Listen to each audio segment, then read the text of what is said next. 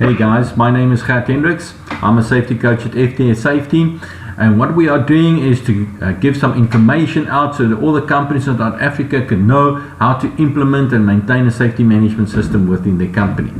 Now this is a very first lesson, and we're going to start with something which is extremely important, and that is a foundation of knowledge of what does the Act say. Because before we can start, we need to know who's responsible, what do we need to look at, and to be the minimum compliance. Now the very first thing is the understanding of the Ohsact is what is it all about. Well, it's all about health and safety. What do we want to achieve now? Obviously no incidents. The role players that we have there around the Occupational Health and Safety Act is firstly the employer and then obviously the employees. What is it all about? Health and safety.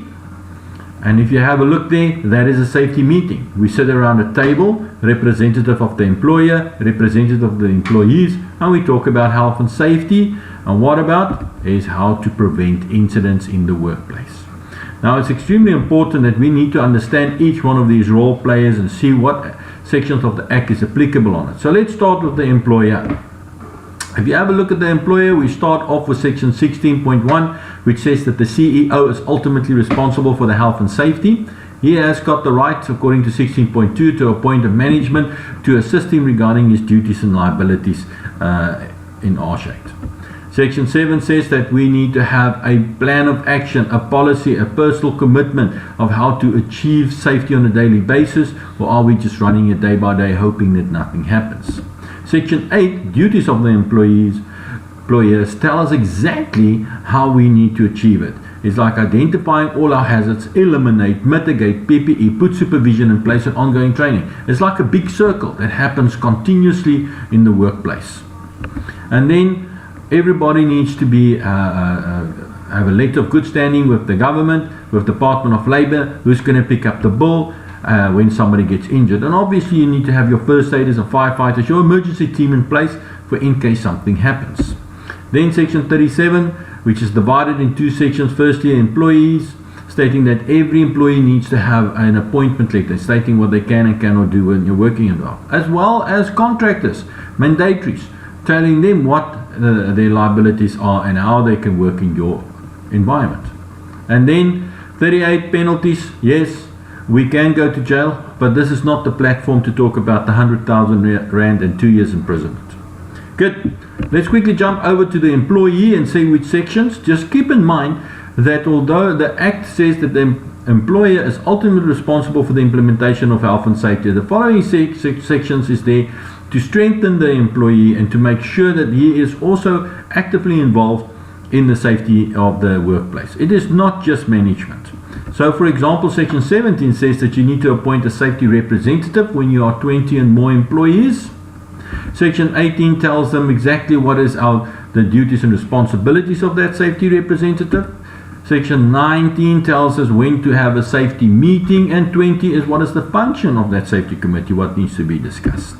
Section 14 is then the duties of the employees at work.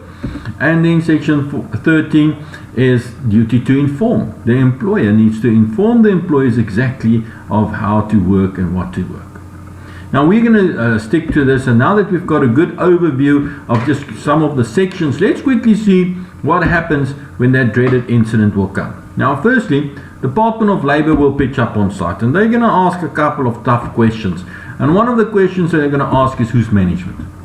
Not have you signed an appointment letter. Irrespective if you signed an appointment letter, if management have found you competent enough to be in management, then you are liable. As soon as somebody reports to you, you are liable for those people. And then have you got an action plan, a safety file stating exactly how you're going to take charge of your environment? Have you identified all your hazards, eliminate, mitigate, PPE, put supervision in place and ongoing training? Have you got a letter of good standing? Who's going to pick up the bill for this poor guy that got injured? Have you got an appointment letter stating what this guy can and cannot do? And only then, no negligence will be proven on the employer's side, and they will jump over to the employee and say, we have got proof of evidence that the employer have acted as a responsible person. But if there is but one cross, by default the employer then becomes ultimately responsible. This act, we call it self-regulating, meaning that you are guilty until proven innocent. Not like other acts, because this act is very clear, stating nobody must get injured. Now somebody is injured. Prove your innocence. So let's quickly sum up. What is the responsibilities and how do we implement it? It is the duty of the employer to inform the employees how to work safely. How can he do that? Well, with safe working procedures, SOP, induction training, toolbox talks. There's such a lot of tools that the employer can use to inform the employees how to do his work safely and not get injured. It is then the duty of the employees to report back that it is working or not working. How does he do that? Well, by inspections, safety meetings, communications. There's a lot of tools that can be used for the employer and the employees to ensure that this circle of a safety management happens on a weekly, daily and a monthly basis within the company. So when Department of Labor then pitches up to come and have a look and see if you are as a responsible employer, he can then just have a look at your safety file and you will find all the proof of evidence there that you have communicated and have reported a safety management system in the workplace. Guys, this is just the first one of this training sessions and videos. We would like to keep it short. So what we are going to do is then every day we're going to discuss one of these things. You guys are welcome to log in and have a look at it. And just for those that's curious, for next week, we're going to talk about who is management.